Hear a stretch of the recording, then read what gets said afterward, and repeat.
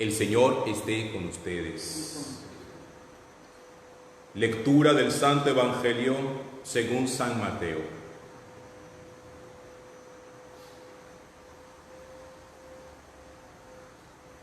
En aquel tiempo, al salir de la sinagoga, los fariseos planearon el modo de acabar con Jesús. Pero Jesús se enteró, se marchó de allí y muchos lo siguieron. Él los curó a todos, mandándoles que no lo descubrieran. Así se cumplió lo dicho por medio del profeta Isaías. Miren a mi siervo, mi elegido, mi amado, en quien me complazco. Sobre él pondré mi espíritu para que anuncie el derecho a las naciones. No porfiará, no gritará, nadie escuchará su voz por las calles. La caña cascada no la quebrará, la mecha vacilante no la apagará, hasta llevar el derecho a la victoria. En su nombre esperarán las naciones. Palabra del Señor. Gloria a ti, Señor Jesús.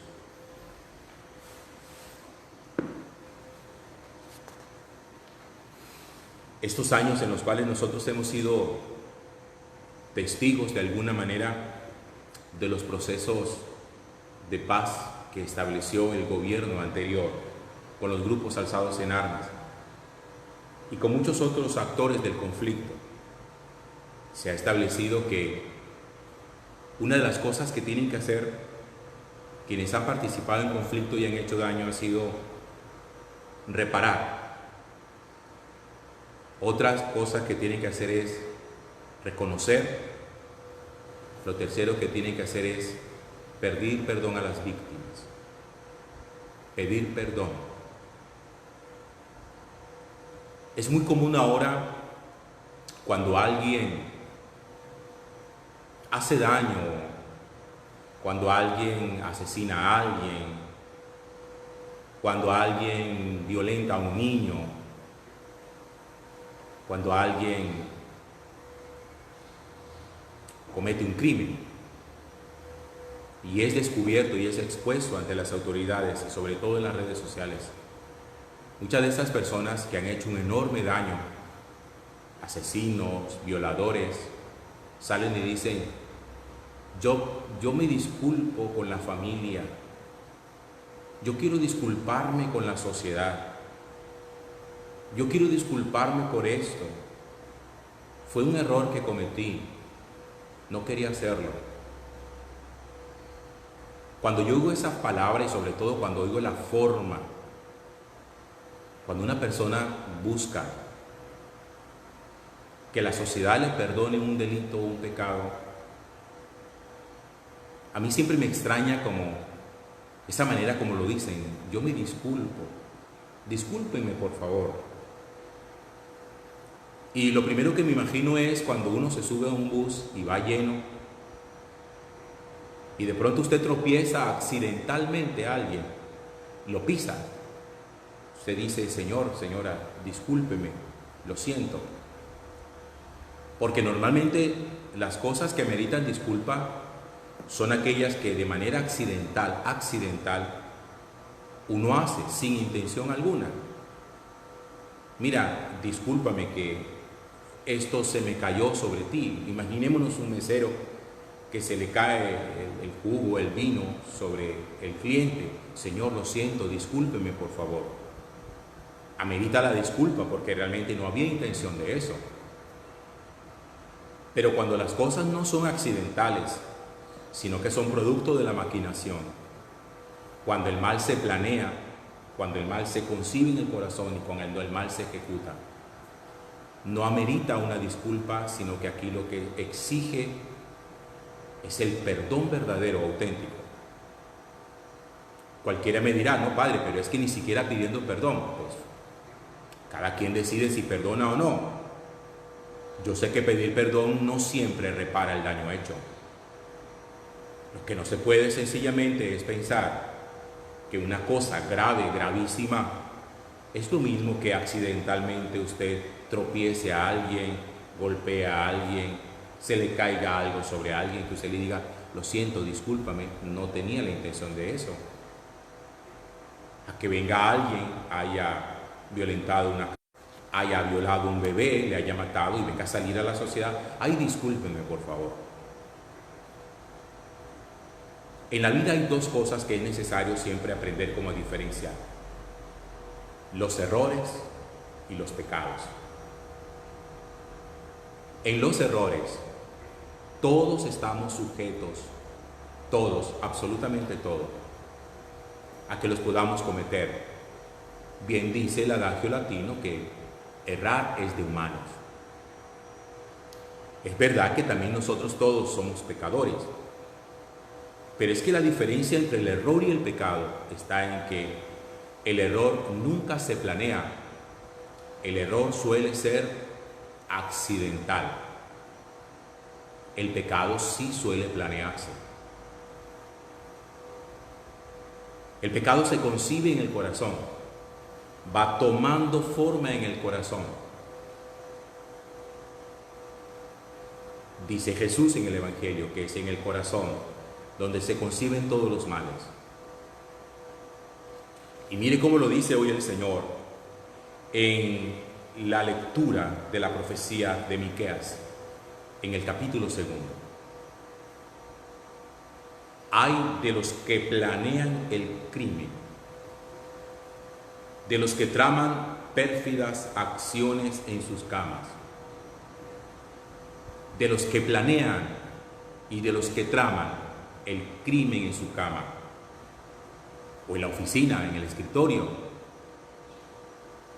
Cuando uno se acuesta y empieza a maquinar, ¿cómo va a hacer eso?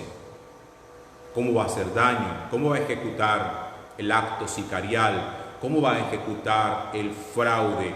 ¿Cómo va a lograr meterse con quien no debe? ¿Cómo va a hacer daño? Dice Jesús, dice el Señor a través del profeta: ay de los que traman el crimen y planean pérfidas acciones en sus camas. En cuanto apunta el día, la ejecutan.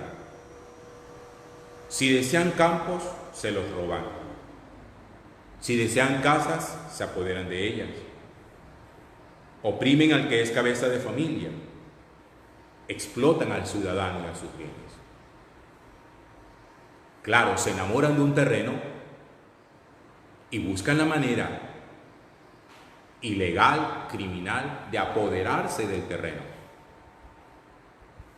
Se enamoran de una casa, el dueño no se la quiere vender, porque es su patrimonio, es su herencia de familia, le trae recuerdos, etcétera, lo que sea, y buscan la manera de ver cómo logra quitársela, apoderarse de ella.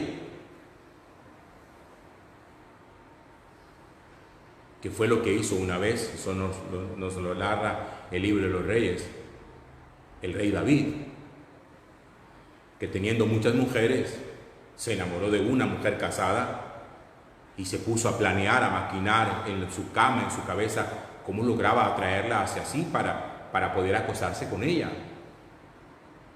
Y cuando finalmente lo logra, la embaraza, se vuelve un criminal porque hace matar al esposo de ella. Todo eso lo había maquinado, todo eso lo había planeado. Miren, normalmente el pecado nunca aparece como por arte de magia en la vida de nadie. Como que uno peque por accidente. No se peca por accidente, se peca por decisión, se peca por voluntad. Y cuando se peca por voluntad y por decisión, uno no puede llegar al Señor y decirle: ay, Señor, discúlpame que yo he matado. Mire, ninguno de nosotros podría decirle jamás al Señor: discúlpame, lo siento, fue un error que cometí. No, cuando David reconoció, cuando tuvo que reconocer su pecado de adulterio, de asesinato, David se puso rostro en tierra y compuso ese salmo: misericordia, Dios mío, por tu bondad. Lava del todo mi delito, limpia mi pecado. Yo reconozco mi culpa. Tengo siempre presente mi pecado. ¿Saben ustedes por qué en nuestro país no ha habido reconciliación? Porque muchos de los victimarios salen con ínfulas de vencedores a leer un frío comunicado a decir, nos disculpamos con la sociedad por todos los errores cometidos durante la guerra.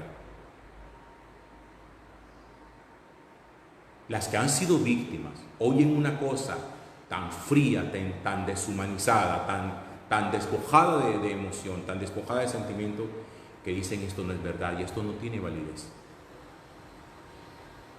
Es que el pedir perdón tiene un talante totalmente diferente al disculparse. Vea, si usted es infiel, usted no le puede decir a su marido o a su mujer, ay, discúlpame, lo siento. Olvida eso, que no ha pasado nada, que no ha pasado nada. El que golpea olvida a quien golpeó, pero quien recibe el golpe nunca olvida a quien lo golpeó. Por eso hay cosas que no ameritan simplemente llegar con desfachatez a decir, ay no, lo siento, discúlpame. Hay cosas que ameritan llegar con un corazón contrito, muy arrepentido, y decir, yo reconozco que he pecado, porque esto yo lo planeé. ¿Cuántos de nuestros pecados son planeados justamente durante la noche, en nuestra cama? Miren, el terreno de cultivo del espíritu del mal son las noches ociosas, las noches de insomnio. Allí es donde el maligno sabe que tiene un terreno muy fértil para sembrar semilla del mal. La gente dedicada a amar, la gente que trabaja, la gente que se ocupa, la gente que siempre está dedicada a construir a los demás, no tiene tiempo para el ocio, no tiene tiempo para andar maquinando cómo hacerle daño al otro. En cambio, el que mantiene con la mente ociosa, con la cabeza desocupada, llega la noche, no concilia el sueño y allí traman el crimen y planean pérfidas acciones, dice el profeta Miqueas. Cuando desean algo, se lo roban. ¿Te diste cuenta, por colocar un ejemplo tonto, sencillo, de los más pequeños, te diste cuenta de la lámpara que pusieron allí en el balcón de la casa de fulano? Vamos a quitarla. Y ni hablemos de los que planean cómo ejecutar acciones contra el Estado, de corrupción contra el Estado, cómo roban al Estado, cómo planean robar el erario, cómo ejecutan sus malas acciones. Dice el Señor, yo también tramo contra estas gentes un mal del que no podrán apartar el cuello. Yo también tramo contra ellos el mal.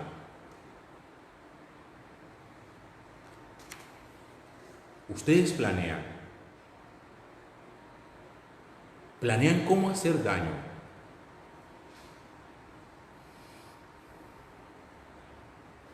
El Señor dice al final del texto de hoy, por eso no tendrás quien te eche a suertes un lote en la asamblea del Señor. Como quien dice, no creas que tú vas a ganar suertudamente la salvación. Como que hay un espacecito junto a Dios. El profeta dice, no tendrás quien te eche a suertes un lote en la asamblea del Señor.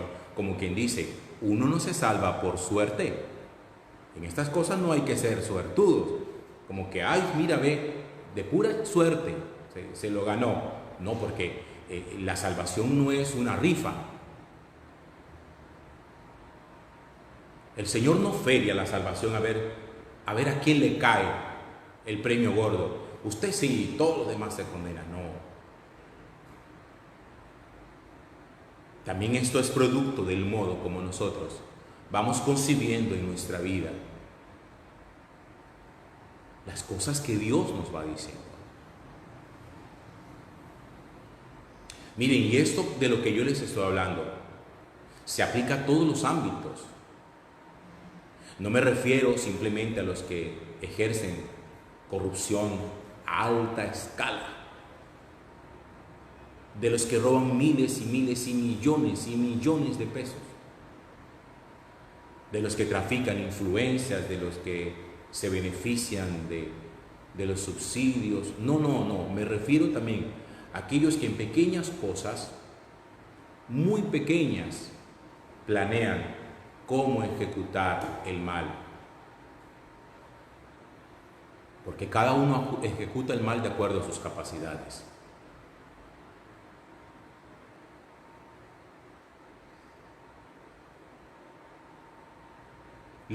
Voy a terminar poniéndoles un ejemplo tontísimo, pero que también vale la pena. Usted sale a la calle porque alguien está vendiendo tomates a 1,000 pesos, 2,000 pesos la bolsa de tomate. Usted va y compra los tomates y se da cuenta que en el centro de la bolsa hay 4 o 5 tomates que están podridos. El que los metió ahí lo pensó, dijo: le voy a poner encima los buenos, voy a poner en la mitad los malos y así me deshago de ellos. Ese también ejecutó el mal, también lo planeó. Si ven que todo esto es como un escalamiento, donde uno no puede simplemente liberarse y decir: no, pero es que como yo no me he robado los miles de millones que se roban allá los gobernantes. Hermanos, hay cosas en las que uno, en la simplicidad y en la sencillez, en lo pequeño, tiene que mostrar a Dios su fidelidad. El corazón del hombre siempre tiene que ser un corazón incorrupto. Siempre. Y no crea que porque nadie nos ve, a veces uno dice: nadie me ve. ¿Quieren que les diga algo? Dios no ve desde arriba nada. Dios ve desde dentro.